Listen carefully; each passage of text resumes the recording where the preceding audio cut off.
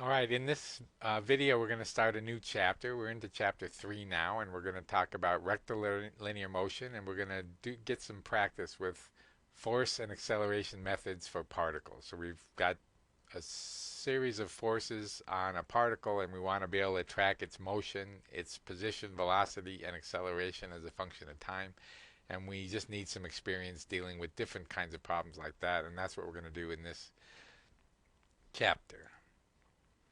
So we'll review Newton's second law a little bit, some modeling of friction and spring forces. You've probably seen those before. We'll work with them a little more here, and then we'll talk about what I would suggest is a systematic approach to solving Newton's second law. This video is going to be a little bit long. You might want to stop halfway too and take a deep breath, maybe do some homework problems, and then work through some more. Okay, so here's just kind of a sample problem. Suppose we've got a crate, weighs 75 pounds, and we use a pulley system like this. So there's a fixed pulley here, a pulley attached to the box, and then a rope which goes over the crate and then down to your hand. And the hand here is applying a force of 40 pounds. So the question is, what's the mechanics, what's the dynamics of the crate? All right, so the key is Newton's second law, F equals ma. We're going to draw a free body diagram around this and look at the forces on this crate, and then from that we'll be able to determine the acceleration of the crate along with its velocity and position. Okay, so here's our free body diagram. What we do is assume that this is just a particle, so we just focus on the center of mass of this system and look at the forces on that center of mass. Well, if you look here, if we cut through these two ropes that go through this pulley, there's gravity pulling downward on the box, and then there's only two forces countering gravity. That is the tensions in these two ropes. Now, if we assume frictionless pulleys and ropes that don't stretch and all that stuff, then the tension in all three of these sections of rope has to be the same. Okay, so if we call that tension P, then there'll be a force P in each of these ropes here that are attached to this pulley. So if we do a free body cut right through those two ropes, there'll be two forces with magnitude P acting vertically. So if we look at the center mass of our box, there's gravity downward and then 2P upward, where P is the tension in the rope. Okay, and so if we write F equals ma, the sum of the forces is 2P upward and M sub a, right, or mg downward. And then the sum of those forces will tell us the acceleration of the crate. So the sum of the forces in the x direction are 0. There's no forces in the x direction, so that means acceleration in the x direction is 0. So all the interesting stuff is in the y direction. Some of the forces in the y direction are 2p, right? We pick positive upward. So 2p upward, mg downward, or 2p minus mg, and that equals m times ay, where ay is acceleration in the y direction. So from this we can calculate the acceleration in the y direction. If we let mg be w, then we can solve for ma as 2p minus w over w times g. All right, so we just factor out a g and simplify mg to be w. Okay, all these are known, right? The tension in the rope has to be 40 pounds. Okay, so P is 40. So that gives us an acceleration of 2.15 feet per second squared. So it's accelerating upward at 2.15 feet per second squared. Okay, since that's a constant acceleration, then you could easily work out the vertical position and the vertical velocity as a function of time given some initial conditions. So the key to this was a free body diagram. We had to get the free body diagram right to get the forces right, and from that the rest was pretty trivial. Then we just write F equals ma in the x and y direction, break it up into components, and we can solve the problem. Right? Next, we'd like to deal with friction a little bit. So suppose you have two bodies. body A, body B. They're in contact with each other, but they're not stuck to each other. And we have some relative velocity between the two. So body A is sliding to the right with some relative velocity VA relative to B, right? So even if B is moving, A is moving faster, and so it's sliding over B, and therefore there's a frictional force between the two. If we focus on body A, as it slides this way over B, the force will resist that motion. So the friction force is back this direction. So if we focus on these forces, there's a normal force from the contact with body B. There's gravity or weight downward, and then there's a frictional force acting backwards.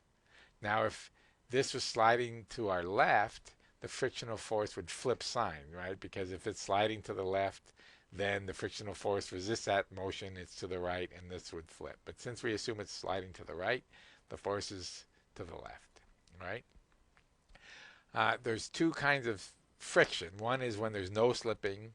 One is when there's slipping, right? If I put a little pressure, if I hold on to B and put a little pressure on A, but not enough to move it, there's still a force resisting that motion, and that's the friction force, and that's static because there's no sliding. But if I push it hard enough that it slips to the right, then it's sliding friction, and the frictional force is always proportional to this normal force, right? Proportional to the contact force between these two surfaces. But that proportionality depends on whether you're slipping or not. If you're not slipping, it's the static coefficient of friction, mu s. If it's slipping, it's the kinetic force of friction, mu k. So if it's slipping, the friction force is mu k times n. If it's not slipping, the friction force is mu s times n. Okay, now springs. We're going to do some stuff with springs as well. An unstretched spring has some length L naught.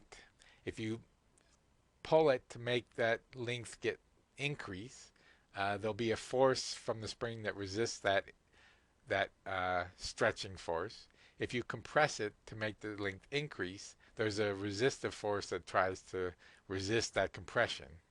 Okay, so you get force in a spring when you either stretch it or compress it. And the force in a typical spring, or so-called linear elastic spring, is proportional to the stretch amount, right?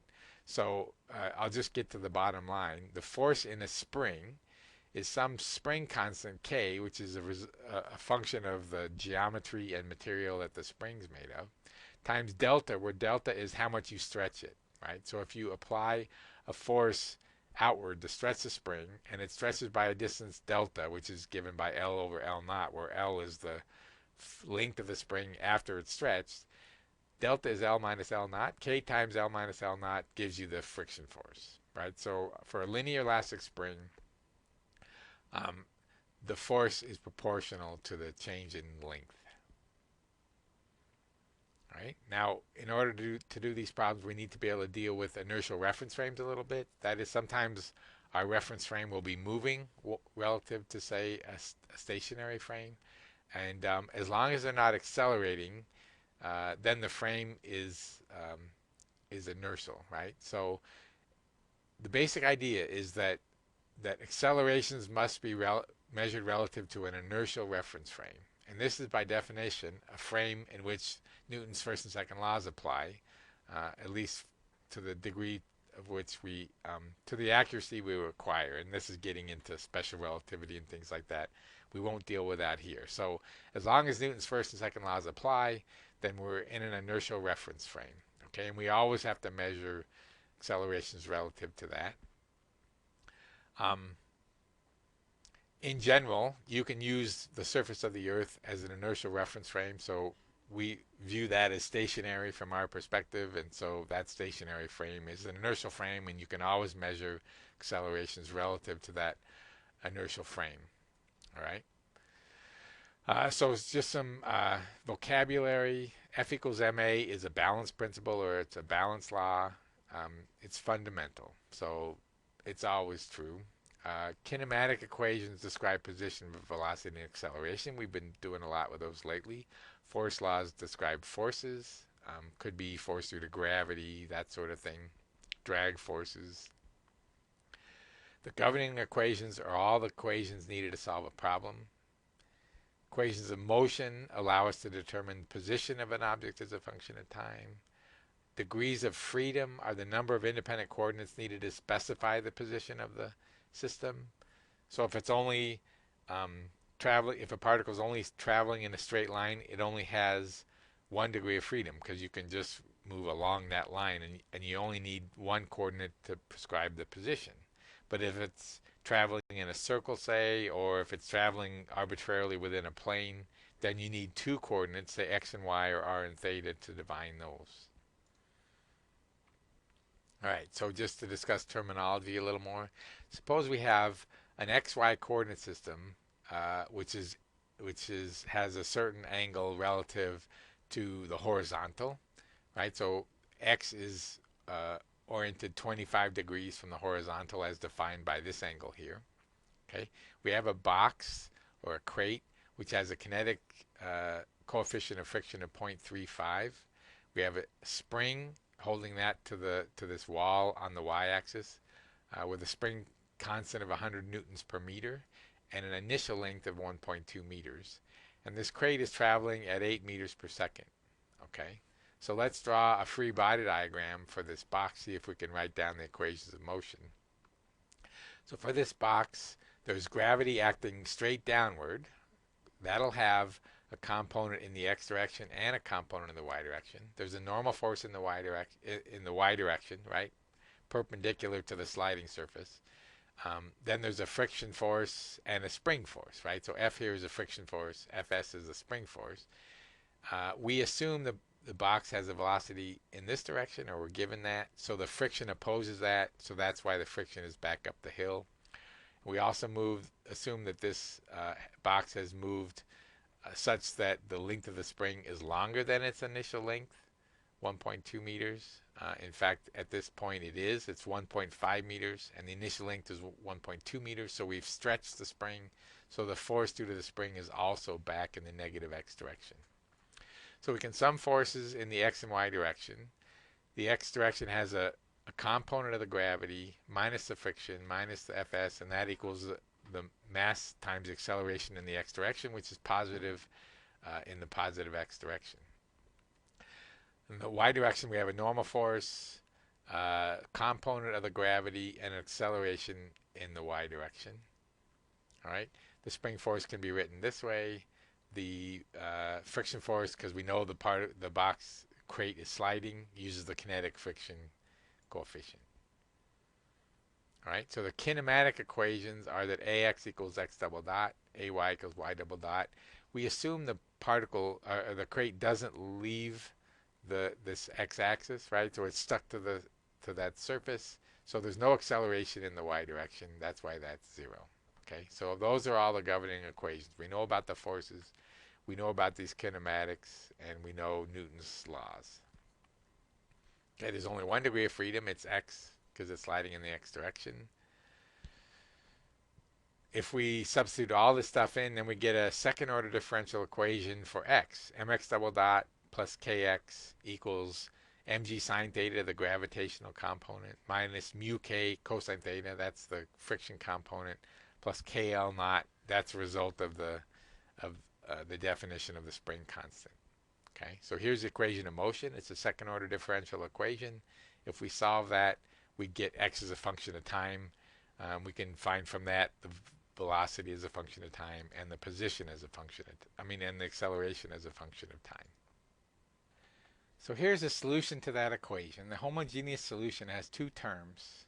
They're both sinusoidal, which implies that this thing is going to vibrate back and forth, and that comes from these terms. And then there's these terms, which are from the homogeneous, or from the particular solutions, one dealing with friction, one with gravity, one with friction, and then one related to the initial length of the spring. Okay, so if we take our initial velocity and initial position, that is x naught is 1.5 meters, initial velocity is 8 meters per second, we can find a and b, and that'll give us x as a function of time. Okay, so the recipe for applying Newton's second law um, is fairly straightforward. Okay, so what you'd like to do is have a solution strategy. Then you write down all the relevant equations, uh, obtain a solution, and then examine it to see if it makes sense. And this is where students sometimes take shortcuts. It's really good for you to check whether your solutions make sense at the end. Okay, so here's a 4-step procedure, so-called roadmap and modeling. Review the information, sketch a free body diagram, create a model of the problem, and then set up your strategy. Write down equations for the balance principles. For us, mostly that'll be F equals ma. Write the force laws, springs, friction, gravity, whatever the forces are in the object. Write down the kinematics, and then solve the equations, and then check the solution. So let's look at some examples. First, we start with a truck. So there's this truck motoring down the road at some velocity v naught. It's got a crate sitting on the bed of the truck. It's not attached to anything. The truck's going 100 kilometers per hour. There's a coefficient of friction, static friction between the crate and the bed of the truck, which is 0.35. The truck starts slowing down. Okay, so there's inertial force. Essentially the crate wants to slip towards the front of the truck. As the truck slows, there's friction between the tires and the road, so the truck slows down. So the crate wants to slip this way. So there'll be a static friction force resisting that motion, which acts towards the back. Okay, so our free body diagram is gravity down, normal force up due to the contact between the bed and the crate, and then a friction force pointing to the left, which is trying to restrict the slip to the right. And it's static because there's no slip. Oh, and I forgot to say what the question was. So what's the minimum stopping distance so that the crate doesn't slip, and then the minimum stopping time? Okay, so here's our free body diagram. We write some of the forces in the x direction, minus F equals max, right? The only force in the x direction is this. And then the sum of the forces in the y direction. Ay will be 0. We'll assume the crate doesn't move vertically, so that will lead us to n equals mg. So the normal force is just the weight of the crate. The friction force is mu sn, right? We're assuming no slip. Ay is 0, as I said. Ax we assume is this maximum acceleration. Okay, so Ay is 0, so n equals mg, as I said. The remaining two equations are that A is minus mu sg, A max, which comes from this, minus mu s mg equals ma max. So the maximum acceleration, or deceleration in this case, is mu s times g. Mu s is like a third, so g is about a third g, 0.35 g. Okay, since a max is a constant acceleration, we have these results for constant acceleration problems where we relate velocity at any time to initial velocity, acceleration, and then position as a function of time. And then we can solve that, simplify that to this, and we can solve for the minimum stopping distance as a function of the initial velocity and mu s and g. Okay, so the minimum stopping distance is 112 meters. If we stop faster than that, then the frictional force will be bigger and we'll get slipping, and the crate will start to slide towards the front. Okay, so we can also relate velocity and time, again, because acceleration is a constant, and we can calculate the minimum stopping time, and it takes about 8 seconds for that truck to stop if there's no slip. If you have to stop faster, you're going to get slip. Okay, so the signs are right. All these parameters make sense, reasonable, a few seconds to stop, that sort of thing. So it looks like the solution is good. All right, here's another one. So we've got a rail car, right? It's this with a trailer on top of it, and they're moving at 4 miles per hour, and they're going to hit this spring, right? So there's a gap between the rail car and the spring, but at some point they'll contact, and then you'll begin compressing the spring, and the spring is there to stop the rail car, but without too jarring a stop. Okay, so it's a 60-ton rail car, 27-ton trailer. They're moving together at 4 miles an hour, and we don't want the trailer to slip on the rail car.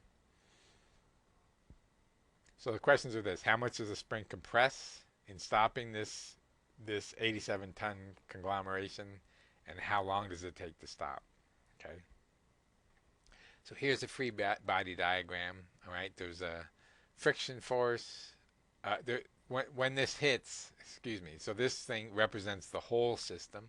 We're ignoring friction because we don't care. We'll treat these two objects as one system. That one system is represented by this blue dot. There's a spring force in the x direction, and then there's gravity and a normal force. So again, in the vertical force, we assume no acceleration vertically, so n will just be mg, and all the interesting stuff is in the x direction. Okay, so the sum of the forces in the x direction, the spring force acts to the left, which is in the minus x direction, so it's negative. Minus Fs is the mass of the two objects together times acceleration in the x direction. Okay, so we can write the force in terms of x, right? So we assume x to be defined from the initial contact point, so that the force from the spring is just k times x. So the kinematics are ax equals x double dot. And so these three equations, right, a second law, force law, and kinematics let us solve this problem, right? So we can just simplify them, write everything out. So x double dot plus k over mx is 0. So x double dot can be written as x dot dx dot dx, which is minus k over mx. So x dot dx is minus k over mx dx. And if we integrate both sides, we get a solution like this. Now, there's other ways to solve this equation. You can just solve it as a standard differential equation, and you'll get a solution for x as a function of time. This little trick here lets us find velocity as a function of x directly, but if you want to do it the other way, that's fine too. Okay, so we can solve for k. K is given by m times the difference in the squares of these velocities divided by the difference in the squares of the positions. Okay, so now we know the mass, we know the velocity, initial velocity, final velocity. The final velocity is 0, right? We know the x positions. Okay, and so this gives us, in order to stop in 3 feet, it gives us a stiffness of 22,270 pounds per feet. Okay, so if we just go back,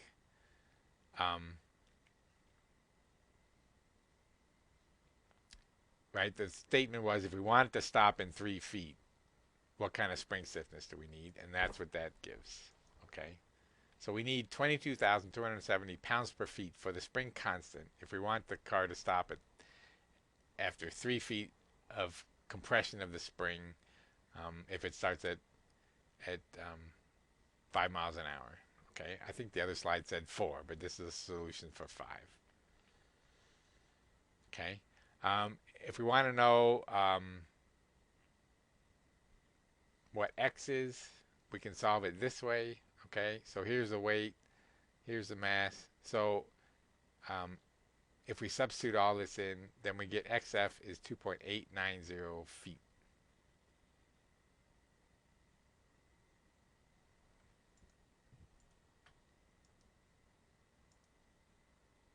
Right, so the second question is, how long does it take to stop the car? And that's here. Okay, so v squared minus vi squared is minus k over m x squared minus xi squared.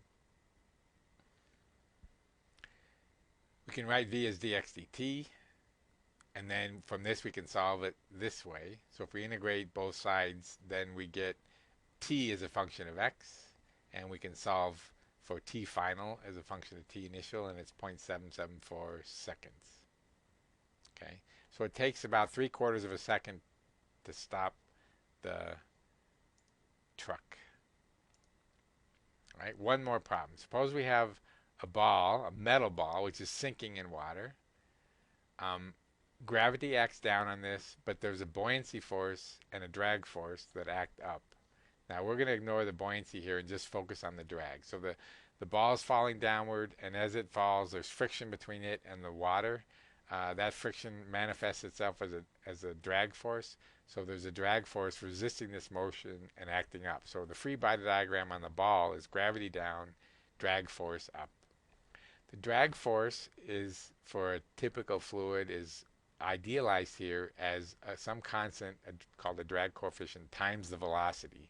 So the higher the velocity, the higher the drag force. This constant, the drag coefficient, is 2.1 kilograms per second. Okay? And what we want to do is, if we just let go of the ball at t equals 0, what's the ball's speed after 4 seconds? All right, so Newton's law looks like this. The sum of the forces is m times the y acceleration. Sum of the forces is gravity minus the drag force. Drag force is c times v. Kinematics are like this. So mg minus c dy dot is my double dot. That's Newton's second law with the forces put in there. So y double dot is g minus c dy dot over m. Okay, we can let y dot equal dy dot dt. We can integrate both sides, and we get y dot is 0.701 meters per second. Now again, we could solve this like a typical differential equation, solve for y as a function of time, work out the velocity, and go from there. But in this case, we use this little trick. Y double dot is dy dot dt. Put dt on this side, dy dot over y double dot on this side, so then we can integrate this over y dot, integrate this over time, and we get a solution like this. Okay, we're assuming here that at t equals 0, y dot is 0, so our initial velocity is 0, and that's basically one of our initial conditions, which you'd have to use if you solve this in a more conventional way. Right? So again, if you check all these, everything kind of makes sense. Takes about 0.7 seconds for to reach a terminal velocity based on a simple analysis. Terminal velocity is where the drag force matches gravity and the acceleration goes to 0. Okay? That's why if you jump out of an airplane, you don't keep accelerating indefinitely as you hit the ground. At some point, you will reach a velocity where drag force matches gravity and the acceleration stops, and you reach a constant or terminal velocity. All right, so that's all for this section.